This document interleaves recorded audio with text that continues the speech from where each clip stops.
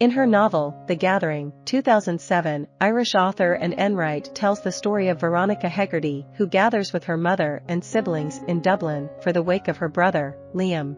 Enright received England's prestigious Booker Prize for The Gathering, though not without controversy.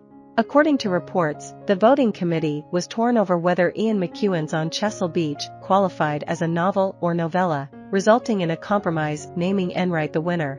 39-year-old Veronica Hegarty is one of 12 children belonging to Mammy Hegarty, who suffers from dementia. Veronica's favorite sibling is Liam, an alcoholic whose body is found on the shores of Brighton, England. While Veronica's sister Bea cares for Mammy, Veronica travels from Dublin to Brighton to retrieve Liam's body. The narrative is interspersed with flashbacks from Veronica's life and that of Veronica's grandmother, Ada Merriman. At the age of 19, Ada falls in love with Lambert Nugent but marries his friend Charles Spillane instead. On the train to Brighton, Veronica recalls being sent along with Liam and Kitty to live with Ada at a very young age. After a series of miscarriages and in the wake of increasing dementia, Mammy is unable to care for her youngest children. Veronica then remembers Liam surprising her at the hospital the day her daughter, Rebecca, was born. Recalling this fond memory, Veronica attempts to pinpoint the date when Liam started drinking, along with the date he became a full-blown alcoholic.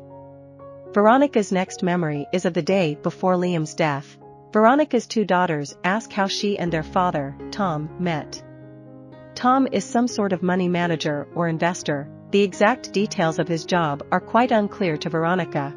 As she tells the story of their meeting, she leaves out the part about Tom being with another woman at the time of their courtship.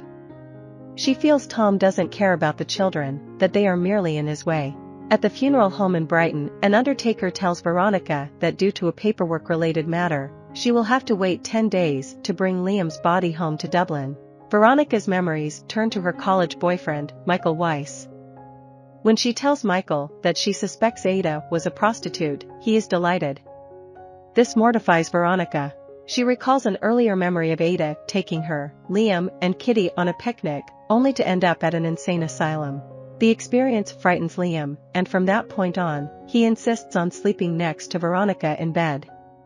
They remain extremely close until Veronica's last year in college. I really thought that there must be a path, and Liam had wandered off it, and I wasn't going out there to look for him, not this time. As Veronica struggles with the reliability of her memories, she finally resolves to share a memory from Ada's house, one she believes explains Liam's later troubles in life. One day, she walks in on Lambert Nugent, Ada's old boyfriend, sexually abusing Liam. Thinking back on her strained relationship with Liam throughout adulthood, Veronica regrets not coming to terms with what she saw until now. Back in Dublin, Veronica and Tom have a fight that causes her to leave and walk to the pub. She realizes then that she never minded being married to Tom until Liam's death. 10 days later, the authorities release Liam's body and send it to Dublin. All of Veronica's living siblings aside from her sister Alice assemble at Mammy's for the wake. As old sibling rivalries bubble to the surface, Veronica drinks an enormous amount.